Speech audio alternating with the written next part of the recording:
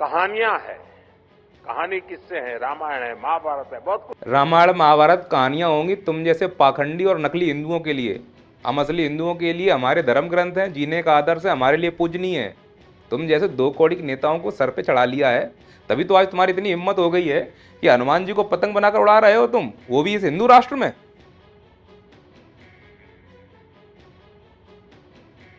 हमारे हनुमान जी पूरी दुनिया की गेमिंग को चला सकते हैं। लो भाई, गेमिंग हनुमान जी चलाएंगे, मनरेगा राम जी चलाएंगे, मोदी जी हनुमान जी राम जी दोनों को चलाएंगे, तो देश कौन चलाएगा बे? इस सज्जन को क्या तकलीफ है भाई? अरे ये तकलीफ है कि मनोरंजन के लिए तुमको चुना है, मनोरंजन तुम कर नहीं रहे हो हमारा। एक काम करो, एक गाना सुनाओ शानदार। ले बेटा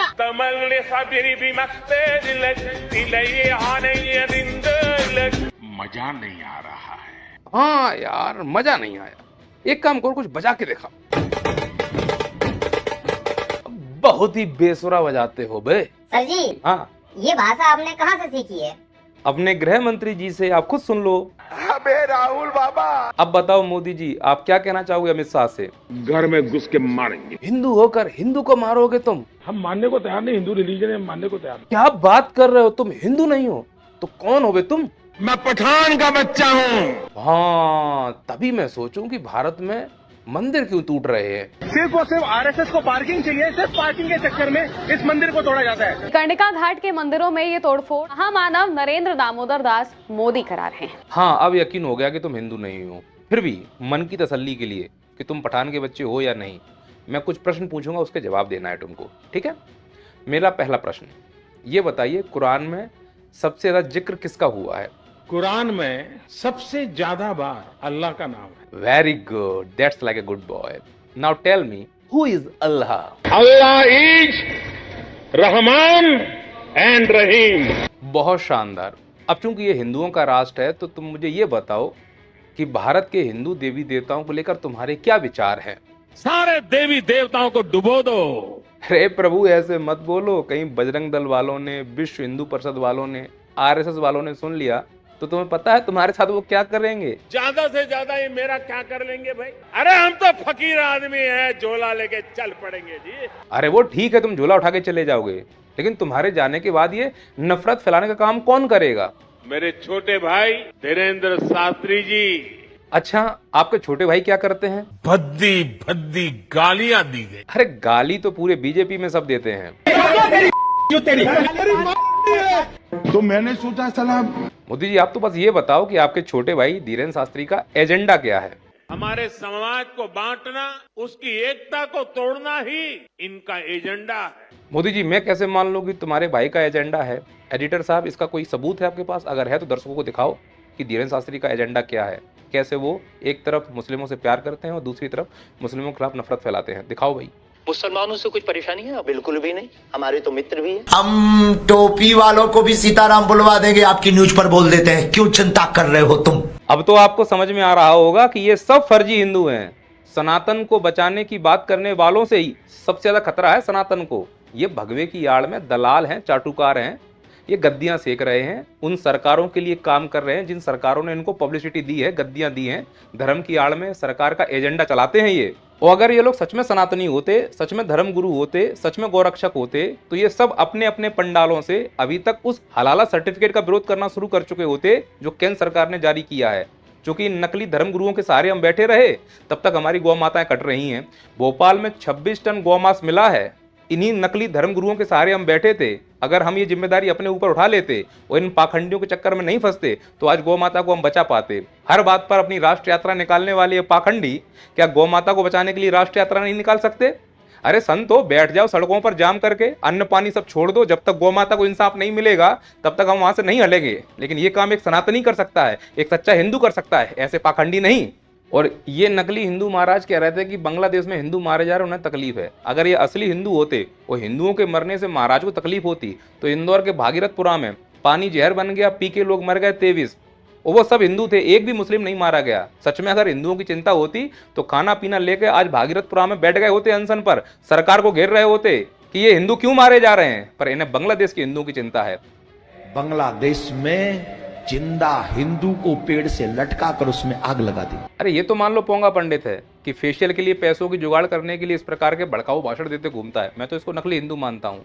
लेकिन माननीय धीरेन्द्र शास्त्री जी, प्रभु आप तो भविष्य देख सकते हैं ना, दुनिया भर का भविष्य आप देखने का दावा करते हैं, तो प्रभु आप ये भविष्य क्यों नहीं देख पाए कि भोपाल में गाय कटने वाली थी, 26 टन गौमांस निकला। आपने अपनी शक्ति का प्रयोग नहीं किया प्रभु, और आपने अपनी शक्तियों का प्रयोग तब क्यों नहीं किया जब इंदौर में बच्चे वो पानी पी के मर गए जो जहर था।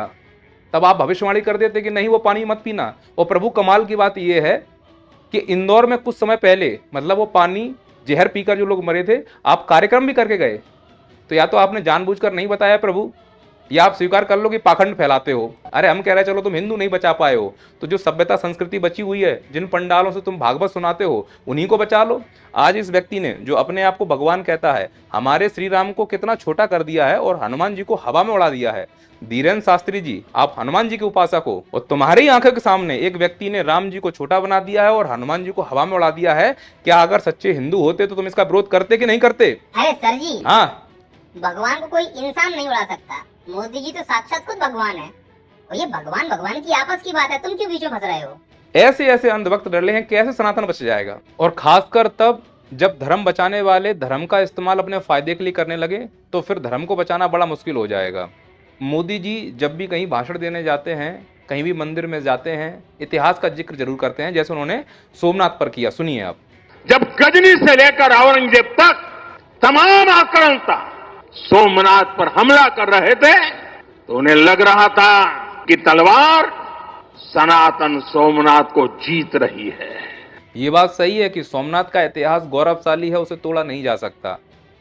अब पॉइंट ये है कि मंदिर अगर तोड़े जा रहे हैं वो गलत है, तो फिर कोई भी मंदिर तोड़ेगा वो गलत ही होगा। और अगर पुनरुद्धार भी करना है मंदिर का, तो पुनरुद्धार करने का भी एक सम्मानजनक तरीका होता है।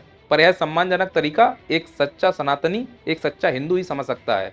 जो पाखंडी हैं, जो धर्म का इस्तेमाल केवल पैसों के लिए, दूसरों को फायदा पहुंचाने के लिए करते हैं, वो कभी यह सम्मान नहीं समझ पाएंगे। और इसका साक्षात उदाहरण इस बीजेपी की सरकार उत्तर प्रदेश में बनारस, वहां मणिकर्णिका घाट पर जो पुनरुद्धार का ड्रामा किया जा रहा है, आप देखिए कि हमारे देवी देवताओं की मूर्ति का कितना अपमान हो रहा है तोड़ते समय।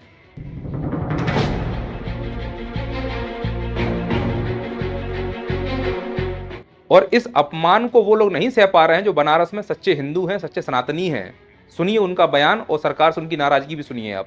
इसमें करीब 84 घाटों में कई ऐसे मुख्य मुख्य घाट हैं जिसको अयोध्या देवी ने खुद बनवाया। तो आप समझिए कि जब इन्हीं चीजों को और यहाँ की सुंदरता को तोड़ दिया जाएगा, जो ये बनी हुई है धरोहर, हम लोग चाहते हैं जिस तरह घाट थी वो घाट उनकी बरकरार हो जाए, सही रहेगा। स्पष्ट दिख रहा है कि लोग नाराज हैं और बोल रहे हैं कि अगर तुमको पुनरुद्धार करने का इतना ही शौक है, तो बनारस की जो सकरी गलियां हैं जहां लोगों ने कब्जा कर लिया है, कई सारे चबूतरे बने हुए हैं, अन्य और संस्थाएं बनी हुई हैं जो सरकारी या किसी ठेकेदार नेता की हैं, पहले उनको हटाओ। पर प्रॉब्लम यह है कि पुनरुद्धार की आड़ में, विकास की आड़ में यहाँ लाभ पहुंचाने का प्रयास किया जा रहा है। तुमको क्या लग रहा है, इस मणिकर्णिका घाट पर जब पुनरुद्धार हो जाएगा तो यहाँ पर टेंडर निकले करेंगे? क्योंकि वो 24 घंटे वहां लाश जलती है, अभी फ्री में जल रही है, फिर टेंडर निकाला जाएगा किसी को, और कहा जाएगा कि प्रदूषण को बचाने के लिए सब किया जा रहा है, लकड़ियां बचाने के लिए सब कर रहे हैं। ये लकड़ियां बचाएंगे, जंगल का जंगल काटने वाले ये पाखंडी लकड़ियां बचाने का एक ड्रामा करेंगे, और यहाँ इलेक्ट्रिक मशीन लगाई जाएंगी और उनका ठेका मिलेगा, और ठेका उनको ही जाएगा जो अयोध्या में गया था। अयोध्या वासियों को क्या मिला? भगवान श्री राम का इतना विशाल भव्य मंदिर बना और क्षेत्रीय लोग ही वहां बेरोजगार हो गए। बड़े बड़े टेंडर बाहर से आए लोगों को मिला, खासकर गुजरात। अब कुछ बोलेंगे गुजरात क्या भारत में नहीं है? अरे गुजरात के लोग गुजरात में रोजगार पा रहे हैं ना, तो उत्तर प्रदेश के लोग उत्तर प्रदेश में रोजगार पाएं। पर इस विकास की आड़ में, धर्म की आड़ में जो ठेके बांटे जाते हैं, वो ठेके किसको मिलते हैं, इस पर कोई बात ही नहीं करना चाहता। बस यह देखते हैं कि नहीं पुनरुद्धार हो रहा है, अच्छी बात है, उसके लिए मंदिर तोड़े जा सकते हैं। पर इस अपमान के साथ भाई मैं तो नहीं सहने वाला। मैं एक सच्चा हिंदू हूं और इस प्रकार का अपमान अपने सनातन धर्म के लिए नहीं सहूंगा, फिर वो चाहे कोई भी सरकार हो। और हमारे देवी देवताओं का अपमान करना बीजेपी तो अपना मूलभूत अधिकार समझती है। ये अपने मतलब के लिए भी हमारे मंदिरों को तोड़ सकते हैं। जैसे आरएसएस को पार्किंग चाहिए थी तो हनुमान जी का मंदिर तोड़ डाला। सिर्फ और सिर्फ आरएसएस को पार्किंग चाहिए, सिर्फ पार्किंग के चक्कर में इस मंदिर को तोड़ा जाता है। क्या सही है? 1400 साल पुराना मंदिर। अब हनुमान जी का मंदिर टूटा, ना बजरंग दल वालों को दिक्कत है, ना धीरेन्द्र शास्त्री को दिक्कत है, पर हम जैसे सच्चे सनातनी, सच्चे हिंदुओं को इस बात की दिक्कत है, और मैं इसका घोर विरोध कर रहा हूँ। कभी ये लोग हनुमान जी के भगवान श्री राम जी को छोटा बना देते हैं, कभी हनुमान जी को ये लोग हवा में उड़ा देते हैं। अब एक भगवान दूसरे भगवान को हवा में उड़ा रहा है तो ये भगवान के आपस की बात है, मैं क्या बोलूं।